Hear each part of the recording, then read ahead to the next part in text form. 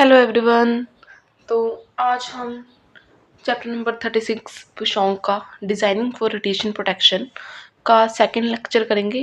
First वाले lecture में हम रेडियोग्राफिक प्रोटेक्टिव फीचर देख रहे थे, जिसमें हमने प्रोटेक्टिव हाउसिंग देखी, कंट्रोल पैनल देखा, एसआईडी इंडिकेटर, कॉलिमेशन, और उसके बाद हमने पीबीएल देखा, positive beam limitation, beam alignment and filtration के बारे में हमने अच्छे से पढ़ा कि है ना, कैसे कैसे इसे रखना चाहिए, इनकी वेरिएशन कितनी होनी चाहिए और ये क्या होते हैं। देन उसके बाद हम अपना इसके 4 पॉइंट्स रह गए थे रेडियोग्राफिक प्रोटेक्टिव फीचर्स में, मतलब कि रेडियोग्राफी में कौन कौन से ऐसे फीचर होने चाहिए जो हमें और पेशेंट को रेडिएशन से प्रोटेक्ट करे। देन उसके बाद एक फीचर आता है रिप्रोड्यूसिबिलिटी। इट मीन्स कि जो सेटिंग्स हैं हमारी, ठीक है, मतलब जो हम कंट्रोल पैनल पे सेटिंग करते हैं, कितना हम केवीपी सिलेक्ट करते हैं, कितना एमए, कितना एक्सपोजर टाइम हम सिलेक्ट करते हैं, वो इक्वल होना चाहिए, सेम आउटपुट एवरी टाइम। मतलब अगर हमने आज कुछ एक्सपोजर सेट किया, ठीक है, जिस डेंसिटी की इमेज हमें मिल रही है, ठीक है, और ये पीछे वाले शोर को इग्नोर करना प्लीज़। तो जो हमें डेंसिटी मिल रही है एक सेटिंग से, वो हर टाइम हमें सेम मिलनी चाहिए। ऐसा नहीं है कि आज हमने सपोज करो कुछ एक्सपोजर रखा, जैसे हमने केवीपी रख दिया 55, एमएस रख दिया 6, ठीक है। अगर हमने इतना एक्सपोजर रखा, जो इमेज हमें मिल रही है ना, जैसी जैसी इमेज हमें मिली, अगर हमने थोड़े दिनों बाद भी सेम टेक्निक यूज़ की, तो हमारी इमेज क्वालिटी सेम होनी चाहिए, ठीक है। It means this is a reproducibility, मतलब हमें क्वालिटी सेम होनी चाहिए हर दिन। ऐसे नहीं है कि हमारी आज उसी एक्सपोजर पे कुछ और इमेज आ रही है और कल उसी एक्सपोजर पे हमारी इमेज अंडर एक्सपोजर या ओवर एक्सपोजर जा रही है, ठीक है। और इसकी वेरिएशन होती है लेस देन 5%, ठीक है। उसके बाद आता है लिनियरिटी। लिनियरिटी क्या होता है? When MA changes, radiation output should change proportionally. मतलब हम जैसे जैसे अपना एमए चेंज करते हैं, तो हमारी जो आउटपुट है किसी प्रोपोर्शनल में चेंज होनी चाहिए। फॉर एग्जांपल, अगर हमने 100 एमए लिया तो हमारी आउटपुट आई 10, और अगर हमने 200 एमए यूज़ किया तो हमारी आउटपुट 20 होनी चाहिए। मतलब output double is equal to correct linearity. जब हमारी, जैसे हमने अपने एमए को डबल कर दिया 100 से 200, तो हमारी जो आउटपुट है वो भी 10 से 20 होनी चाहिए, वो भी डबल होनी चाहिए, एक प्रोपोर्शनल में वो इंक्रीज करनी चाहिए। दिस इज कॉल्ड लिनियरिटी, ठीक है। और इसकी वेरिएशन कितनी होती है? लिनियरिटी में maximum variation allowed from 1 MA station to adjacent MA station is equal to 10%। जैसे हमने रिप्रोड्यूसिबिलिटी में देखा कि हमारी 5% वेरिएशन चल सकती है, ठीक है, इसका कोई वो नहीं है। तो ऐसे ही लिनियरिटी में जो हमारी वेरिएशन है वो होनी चाहिए 10%, ठीक है। और इसमें हमें पता है कि जो हमारी रेडिएशन इंटेंसिटी है डायरेक्टली प्रोपोर्शनल होती है एमएएस के, मिली एम्पियर सेकंड की, ठीक है। जो रेडिएशन इंटेंसिटी की यूनिट होती है वो होती है मिलीग्रे पर एमएएस और मिली रोंजन डिवाइडेड बाय एमएएस, ठीक है।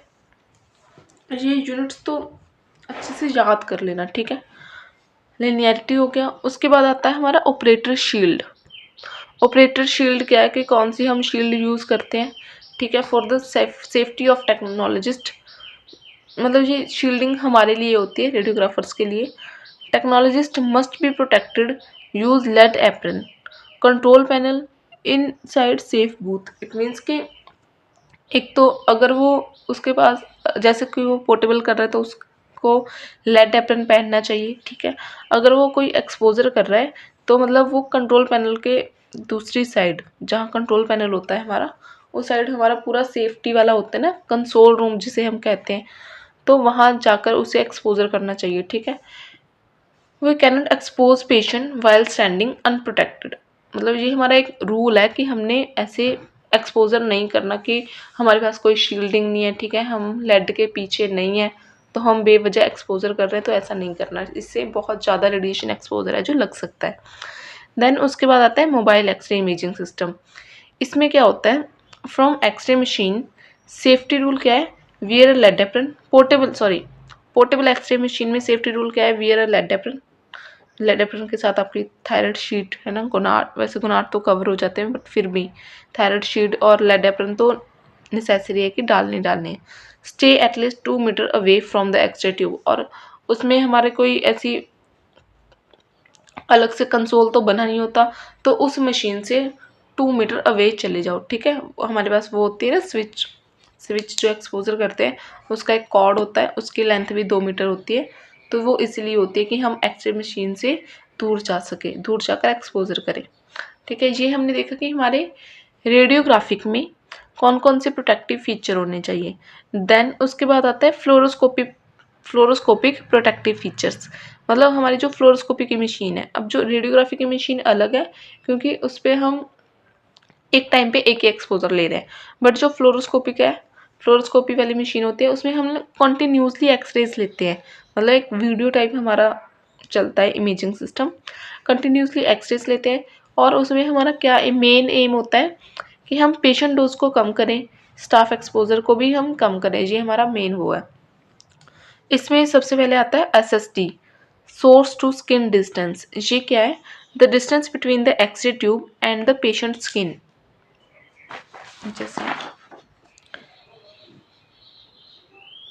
जैसे ये हमारी ट्यूब है, ठीक है, यहाँ से एक्सरेज आए, ये मानकर चलो हमारा पेशेंट है, ये है IR, ठीक है। जो मतलब यहाँ से एक्सरेज आए ना, यहाँ से लेकर एक्सरे ट्यूब से पेशेंट की स्किन तक का distance is called as SSD, source to skin distance. मतलब बहुत सारे जो लो एनर्जी वाले एक्सरेज होते हैं वो हमारी स्किन में एब्जॉर्ब हो जाते हैं, ठीक है। तो वो स्किन के लेवल पे जितने एब्जॉर्ब हुए, ठीक है, वहाँ तक के डिस्टेंस को हम बोलते हैं SSD, source to skin distance, distance between x ray tube and patient dose. Increase SSD distance does not always decrease dose. ऐसा अब हमें ये पता चल गया है ना कि जितना ये पास होगा उतना, जितना SSD हमारा कम होगा उतनी पेशेंट डोज ज़्यादा होगी। बट तो उसके लिए हम क्या कर देते हैं, हम अपने डिस्टेंस को बढ़ा देंगे तो लो एनर्जी वाले एक्सरे यहाँ नहीं पहुँच पाएंगे। तो जैसे जैसे हम अपना SSD इंक्रीज़ करेंगे, तो ये ज़रूरी नहीं है कि हमारी जो डोज़ है वो डिक्रीज़ हो फ्लोरोस्कोपी में, क्योंकि इसमें क्या होता है, हमारी जो रेडिएशन इंटेंसिटी हमने पढ़ा था वो डायरेक्टली प्रोपोर्शनल है MAS के, मतलब हमारी क्वांटिटी पे सेकंड नहीं है, रेडिएशन इंटेंसिटी डायरेक्टली प्रोपोर्शनल है MA के। तो जितना हम डिस्टेंस बढ़ा देंगे ना, जैसे हमने ये डिस्टेंस यहाँ से यहाँ शिफ्ट कर दिया, यहाँ ट्यूब रख दी अपनी, तो ये इतना डिस्टेंस बढ़ गया, तो ये इस डिस्टेंस के बढ़ने से हमारी रेडिएशन इंटेंसिटी कुछ कम हो जाएगी, मतलब रेडिएशन इंटेंसिटी IR पे उतनी नहीं पहुंच पाएगी, मतलब कुछ कम रेडिएशन इंटेंसिटी पहुंचेगी ना। वो रेडिएशन इंटेंसिटी कम क्यों होगी? क्योंकि जो हमारा इंटेंसिटी है, radiation intensity inversely proportional distance के, जैसे जैसे हमारा डिस्टेंस इंक्रीज होगा रेडिएशन इंटेंसिटी कम हो जाएगी, ठीक है। अब इस इंटेंसिटी को ओवरकम करने के लिए हमारा जो MA है वो इंक्रीज हो जाता है मशीन में ऑटोमेटिकली। देखो, increase SSD distance should not always decrease dose because to maintain image brightness, हमारे जो ये कैसे इमेज इंटेंसिफायर में काम होता है, जी जो फ्लोरोस्कोपी का एक पार्ट होता है मेन इमेज इंटेंसिफायर, वो हमारे MA को इंक्रीज कर देगा। To maintain image brightness in image intensifier MA is increase to compensate increase distance, ठीक है। तो उस डिस्टेंस जितना हमने इंक्रीज़ किया, जो हमारी रेडिएशन इंटेंसिटी कम हुई, उसे मेंटेन करने के लिए हमारा जो MA है वो इंक्रीज़ होता है। But longer distance spread beam, मतलब जितना हमारा डिस्टेंस इंक्रीज़ होगा, जैसे यहाँ से इमेज आ रही है तो वो ऐसे आएगी, यहाँ से इमेज आएगी वो ऐसे आएगी, हमारी बीम ज़्यादा स्प्रेड हो जाएगी, तो हमारा उससे जो ESC है वो कम हो जाएगा, एंट्रेंस स्किन एक्सपोजर वो कम हो जाता है जब हमारी बीम है जो स्प्रेड होकर आती है, ठीक है। देन उसके बाद जो SSD की वैल्यू है ठीक है। सोर्स टू स्किन डिस्टेंस की इसकी वैल्यूज़ क्या है कि, तो इसकी वैल्यू क्या है स्टेशनरी फ्लोरोस्कोपी में लेस देन 38 सेंटीमीटर से कम नहीं होनी चाहिए, मतलब 38 सेंटीमीटर से जो हमारा सोर्स टू स्किन डिस्टेंस है वो कम नहीं होना चाहिए। And for mobile fluoro not less than 30 centimetre, ठीक है। ये हमें यूज़ करना होता है। इसके अगर इससे ज़्यादा होगा ना, जैसे हमने 30 सेंटीमीटर से ज़्यादा रख दिया ये डिस्टेंस, तो हमारा क्या होगा, वो मशीन ऑपरेट ही नहीं होगी। तो ये डिस्टेंस से बहुत इम्पॉर्टेंट है for examination view and also for practically. Then tube should not be too close to the patient, मतलब जो हमारी ट्यूब है वो बहुत ज़्यादा भी नहीं क्लोज होनी चाहिए। When tube come close skin dose increase a lot, हमारी जो जैसे जैसे हमारी ट्यूब पास में आती है तो हमारी जो स्किन डोज है वो इंक्रीज हो जाती है, ठीक है। एज वी नो कि रेडिएशन इंटेंसिटी है जो हमारी डिस्टेंस के इन्वर्सली प्रोपोर्शनल है, डिस्टेंस के स्क्वायर के। जैसे जैसे डिस्टेंस कम होगा हमारी रेडिएशन इंटेंसिटी है वो बढ़ जाएगी, तो इतना ही हमारी स्किन को एक्सपोजर है वो ज़्यादा लगेगा। एक तो ये है due to inverse square law plus beam concentration. तो जब तो हमने डिस्टेंस इंक्रीज कर दिया तो एक तो हमारी बीम आ रही है स्प्रेड होकर, जो हमने देखा था, है ना, कि हमारी बीम आ रही है ऐसे स्प्रेड होकर। बट जैसे हमारा डिस्टेंस कम होकर ट्यूब पास आएगी पेशेंट के स्किन के, तो वो ये कंसनट्रेटेड बीम हो जाएगी, मतलब एक ही जगह पे बहुत सारी रेडिएशन इंटेंसिटी जा रही है, तो वो बीम कंसनट्रेटेड हो जाएगी, जिससे हमारा पेशेंट डोज है वो इंक्रीज होगा। Closer tube is equal to beam become concentrated, more radiation hit small area so increase the skin dose, ठीक है, ये हमने देखा। तो उसके बाद आता है हमारा प्राइमरी प्रोटेक्टिव बैरियर। ये प्राइमरी प्रोटेक्टिव बैरियर क्या होता है कि जो हमारी प्राइमरी रेडिएशन आ रही है ना पेशेंट पे, उसको बचाने के लिए कौन कौन से बैरियर हैं, वो होगा हमारा प्राइमरी प्रोटेक्टिव बैरियर। जैसे fluoroscopy machine built in protection, IR act like a shield. अब फ्लोरोस्कोपी में जो IR है ना, इमेज रिसेप्टर, वो एक शील्ड की तरह काम करता है, ठीक है। Must be is equal to 2 mm of lead, जैसे जो IR है उसके पीछे भी लेड लगा होता है, ठीक है। तो हमें वो कैसे प्रोटेक्ट करता है, जैसे 2 mm का लेड है ना, वैसे शील्डिंग की तरह काम करता है। Prevent radiation from reaching operator, ठीक है, तो वो एक शील्डिंग का काम करता है जो हमारा इमेज रिसेप्टर है। तो इसके बाद आता है हमारा फिल्ट्रेशन। जैसे ये ना primary protective barrier, protective barrier क्या होता है, मतलब कैसे कैसे ये वो करता है, इसके भी आगे टाइप्स हैं प्राइमरी एंड सेकेंडरी में। तो ये आगे एक अलग से टॉपिक है जिसमें हमने पूरा डिस्कस किया हुआ है। इसमें सिर्फ फ्लोरोस्कोपी में ये कैसे हमारा मतलब पेशेंट डोज को कम करता है वो बताया हुआ है, ठीक है। तो फिल्ट्रेशन में क्या है, जो इन फ्लोरोस्कोपी में minimum filtration 2.5 mm aluminium equivalent हमारी होनी चाहिए, ठीक है। तो हमने फिल्ट्रेशन का पीछे भी देखा था कि अगर हम रेडियोग्राफी में था वो कि इतने से इतनी रेंज का हम KVP यूज़ कर रहे हैं तो हमारा टोटल फिल्ट्रेशन है कितना होना चाहिए। तो ऐसे ही जो फिल्ट्रेशन फ्लोरोस्कोपी में है वो मिनिमम 2.5 mm एल्यूमिनियम इक्विवेलेंट तो होना ही चाहिए, ठीक है। उसके बाद जिसमें इंक्लूड होता है table top, patient, pad monitors, pad material sorry. When filtration is unknown, जब हमें फिल्ट्रेशन का नहीं पता तो हम अपने HPL को रिपोर्ट करते हैं टू मेज़र, कि हमें फिल्ट्रेशन नहीं पता कि ना कितना एब्सॉर्ब हो रहा है, कितने लो एनर्जी एक्सरेज को एब्सॉर्ब कर पा रहा है, ठीक है। तो हम अपना HPL मेज़र करते हैं। ये हमने पीछे भी देखा था कि HPL को मेज़र किया जाता है फॉर द फिल्ट्रेशन। देन उसके बाद आता है कॉलिमेशन। कॉलिमेशन में क्या है, beam must be properly limited. तो इसमें हमारी जो बीम है वो लिमिटेड होनी चाहिए। जैसे हमारी स्क्रीन है, जैसे जहाँ देखो स्क्रीन हमारी इतनी है, वैसे ही हमने सिर्फ इतने पार्ट को एक्सपोज करना है, तो हमारी ये बीम ऐसे लिमिटेड होनी चाहिए यहाँ तक, ठीक है। Beam must be properly limited, should see A small unexposed border on screen. ये जो अनएक्सपोज्ड बॉर्डर है ना स्क्रीन पे, ये हमें दिखना चाहिए कि हाँ सिर्फ यहीं तक एक्सपोजर हुआ है, जहाँ एक्सपोजर नहीं हुआ, ठीक है। बिकॉज इट कन्फर्म, ये अब हमें ये पता चल गया कि एक्सपोजर यहीं तक हुआ है, तो ये कन्फर्म करेगा कि जो हमारी बीम थी वो बहुत बड़ी नहीं थी एक्सपोजर पार्ट से, जितना हमने एक्सपोज्ड पार्ट किया है उससे बीम बड़ी नहीं थी, जिससे हमारी रेडिएशन पेशेंट डोज है वो मेनली कम होती है। Then we come exposure control, ठीक है। अब फ्लोरोस्कोपी में जो एक्सपोजर कंट्रोल होता है, जो हम पल्स प्रोग्रेसिव स्विच एक यूज़ करते हैं, मतलब जिसे हम अपने फुट स्विच भी बोलते हैं और उसे हम डेडमैन टाइप भी बोलते हैं, डेडमैन टाइप। ये क्या प्रिवेंट करता है? Unnecessary radiation to the patient. Access work only you press the switch. Access तभी ऑन होंगे जब हम उस स्विच को प्रेस करेंगे। जैसे ही हम अपना फुट वहाँ से हटाएंगे तो एक्सपोजर है जो बंद हो जाएगा। देन उसके बाद आता है बक्की स्लॉट कवर। बक्की स्लॉट कवर क्या है? ड्यूरिंग फ्लोरो जो हमारी बक्की ट्रे होती है वो मूव करती है। Leave a gap approximately 5 centimetre in a table at gonadal level. जो देखो पेशेंट टेबल पे होता है, पेशेंट के नीचे होती है हमारी कैसेट। वो कैसेट किस में होती है? हमारी बक्की में होती है ना। तो वो बक्की के आगे हमने एक कवर लगाया होता है ताकि वो हमें रेडिएशन से प्रोटेक्ट कर सके, क्योंकि जैसे जैसे बक्की मूव करती है वो 5 सेंटीमीटर का गैप छोड़ देती है और वहाँ से जो हमारा रेडिएशन एक्सपोजर है, जो हमारे रेडियोलॉजिस्ट हैं उनके गोनाइडल लेवल पे वो रेडिएशन एक्सपोजर है वो लगता है। During fluoro bucky tray move, leave a gap approximately 5 centimetre in table at gonadal level. This gap can leak radiation. उस गैप से हमारे रेडिएशन है जो लीक हो सकता है।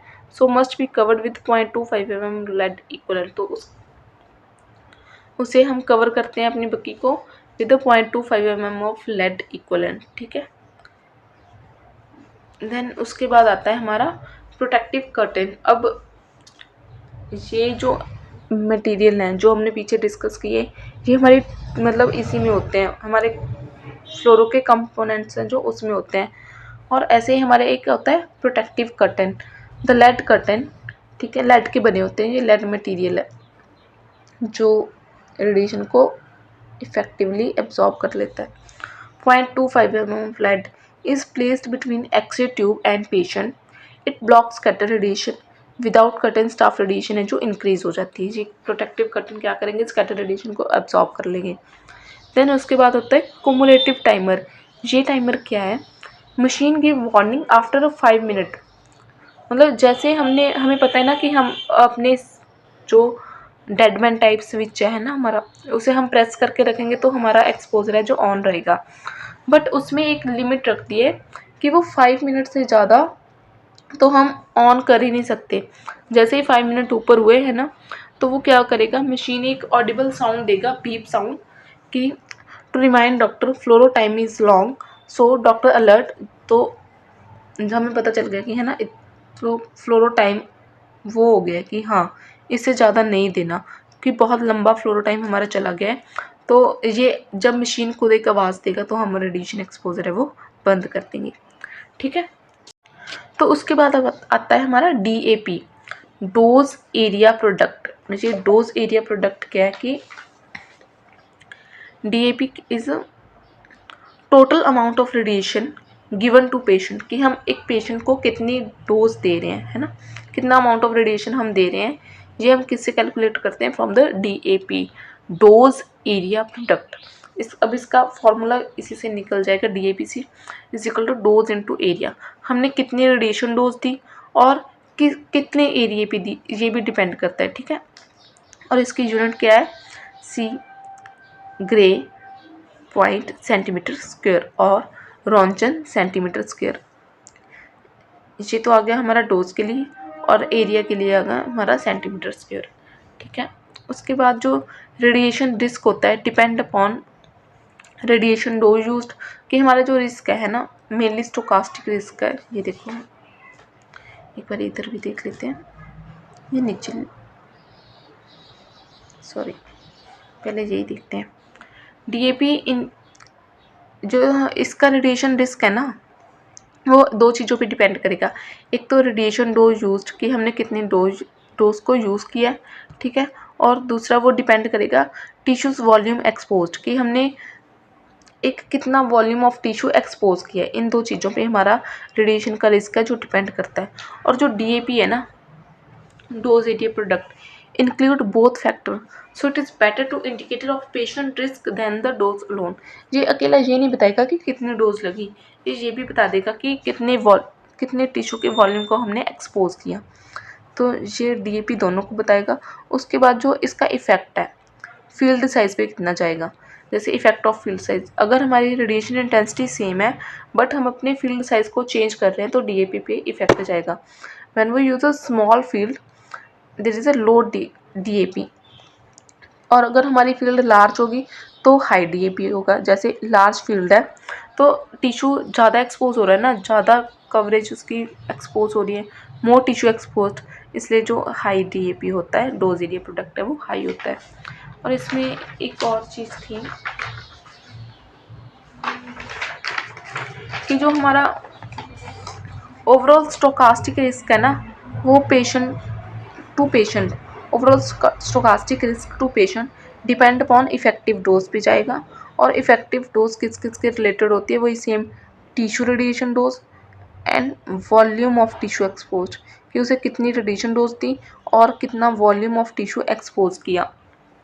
ठीक है, जो टिश्यू रेडिएशन डोज क्या होती है कि कितनी एनर्जी डिपॉजिट हुई, रेडिएशन की कितनी एनर्जी डिपॉजिट हुई, क्वांटिटी। ठीक है, उसके बाद ये हमने देखा इसका फॉर्मूला, इसकी units, DAP is a total amount of radiation given to a patient. Then उसके बाद इसकी कुछ लिमिट्स हैं, जैसे एट 80 kbp नॉर्मल फ्लोरो में एक्सरे बीम इंटेंसिटी है जो टेबल टॉप पर, वो किस लिमिट से नहीं ज़्यादा होनी चाहिए, वो होनी चाहिए हमारी लेस दैन 21 मिलीग्रे पर मिनट और 2.1 रॉन्चन पर मिनट, मतलब इससे कम ही हमारी रेडिएशन इंटेंसिटी होनी चाहिए नॉर्मली फ्लोरो में। ठीक है, जो हमारा फील्ड साइज है वो डायरेक्टली प्रोपोर्शनल होता है डीएपी के, डोज एरिया प्रोडक्ट, ये हमने देखा। उसके बाद क्या होता है कि जो विदाउट हाई लेवल कंट्रोल, कि हम कुछ कंट्रोल नहीं कर रहे हैं ना, तो हमारी रेडिएशन ज़्यादा होगी। विद हाई लेवल कंट्रोल, अगर हम प्रॉपरली उसे यूज़ कर रहे हैं ना, तो हमारी रेडिएशन इंटेंसिटी इससे कम होनी चाहिए। विदाउट हाई लेवल कंट्रोल है ना, कोई हमारे पास प्रोटेक्टिव कवरेज नहीं है, तो हमारी किससे कम होनी चाहिए, 100 मिलीग्रे पर मिनट के कम से कम ही होनी चाहिए हमारी जो रेडिएशन डोज है। अगर हम कंट्रोलली उसे यूज़ कर रहे हैं ना, तो हमारी 200 मिलीग्रे पर मिनट और 20 रॉन्चन पर मिनट से कम होनी चाहिए इंटेंसिटी रेडिएशन, अगर हम उसे बोलें तो।